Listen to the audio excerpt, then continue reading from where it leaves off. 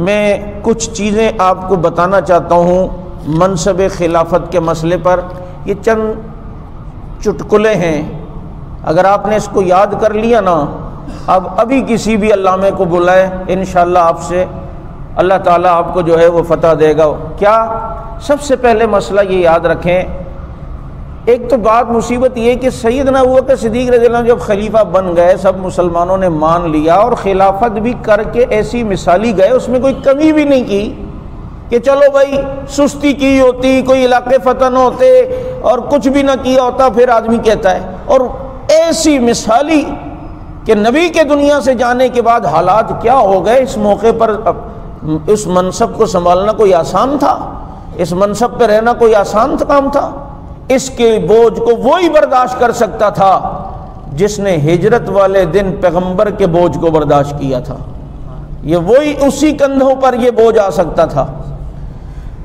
تو اب اہل تشیع کا یہ دعویٰ ہوتا ہے کہ جی حضرت علی خلیفہ اول ہیں، وہی کتے کی دم ٹیڑھی کی ٹیڑھی ہے نا ان کی، تو وہی بات ہے بھائی، وہ جو خلیفہ تھے بن کے چلے گئے، تم ابھی تک اس پر رو رہے ہو۔ تو ہمارا پھر ان سے سوال ہوتا ہے کہ سوال یہ ہے، آپ ان سے سوال کے طریقے پہ پوچھیں۔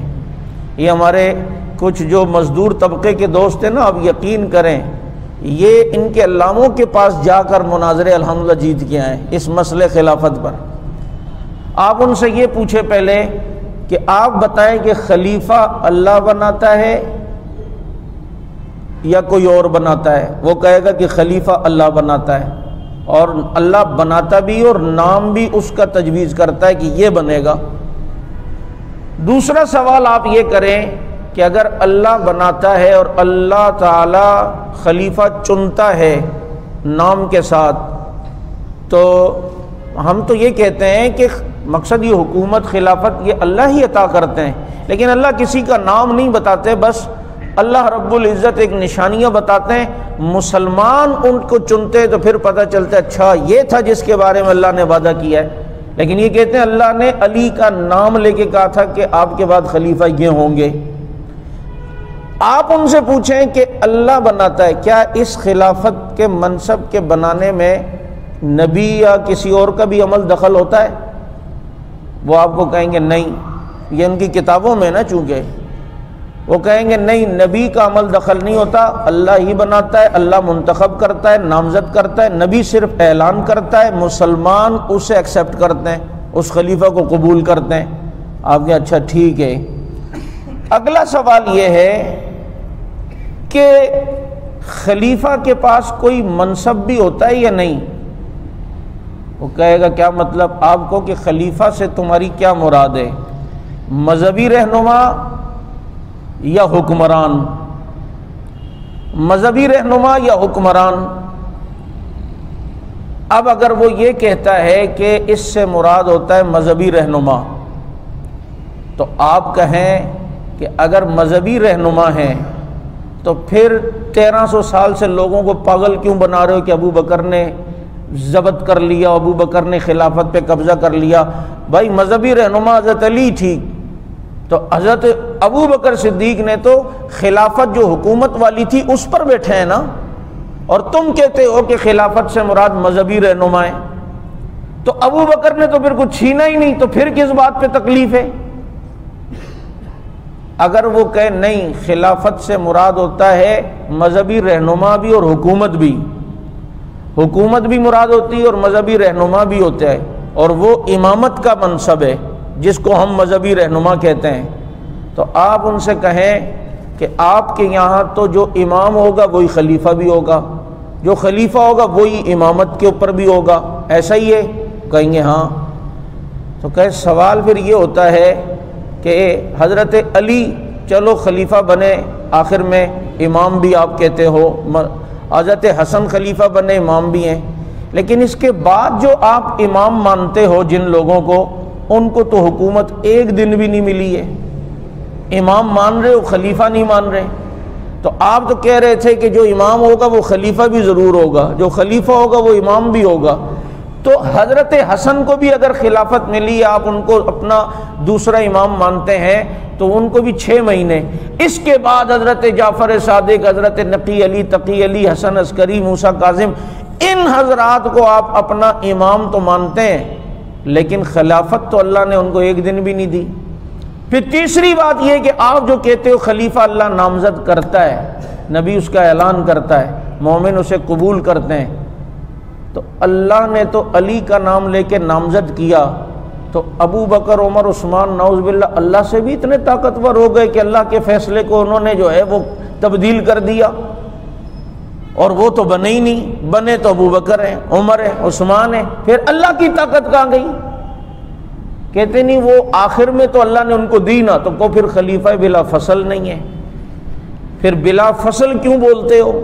بعد میں اگر دیے تو پھر بلا فصل تو نہ رہے۔ تو اس لیے یہ یاد رکھیں، اب یہ اگر یہ کہیں کہ خلافت سے مراد مذہبی رہنمائی اور امامت ہے، تو ہمارا سوال ہوتا ہے کہ پھر دینی تبلیغ، دینی رہنمائی یہ منصب مراد ہے خلافت کا، تو یہ تو کوئی کسی سے چھین ہی نہیں سکتا، پھر یہ کس سے کون چھین سکتا ہے؟ وہ دینی رہنمائی تو کسی سے نہیں چھین سکتا، پھر چھینا کیا ہے؟ سوال یہ ہے، اس پر آ کر نا ان کی ساری سٹی گم جائے گی جب آپ یہ کہو کہ خلافت سے مراد کیا ہے، حکومت یا مذہبی رہنما۔ جب وہ یہ سنیں گے نا چکرا جائیں گے، کیونکہ اگر وہ کہیں گے کہ مذہبی رہنما، تو کو ابو بکر نے پھر کیا چھینا ہے؟ کچھ بھی نہیں چھینا۔ مذہبی رہنما تو علی، چلو ٹھیک ہے، ہم کہتے ہیں حکومت ابو بکر کی ہے، اس وقت مذہبی رہنما علی ہیں، چلو ہم بھی مان لیتے ہیں۔ اب اختلاف کیا؟ اگر آپ کہتے ہو نہیں مراد حکومت ہے، تو آپ کو پھر مذہبی رہنما مراد نہیں ہے، تو پتہ چلتا علی حکمران ہے لیکن مذہبی رہنمائی کسی اور سے لی جائے گی۔ اگر وہ کہیں یہ مراد ہوتی خلافت سے کہ مذہبی رہنما بھی ہو یعنی امام اور پھر خلیفہ بھی ہو، تو سوال یہ ہے آپ کے باقی امام تو 1 دن کے لیے بھی خلیفہ نہیں بنے، تو پھر وہ کہاں جائیں گے؟ پھر ان کی حکومت کے متعلق پھر آپ کو کیا کہیں گے کہ وہ پھر امامت کے حق تھے، حقدار تھے یا نہیں؟ کیونکہ خلافت تو ان کو 1 دن کے لیے بھی نہیں ملی۔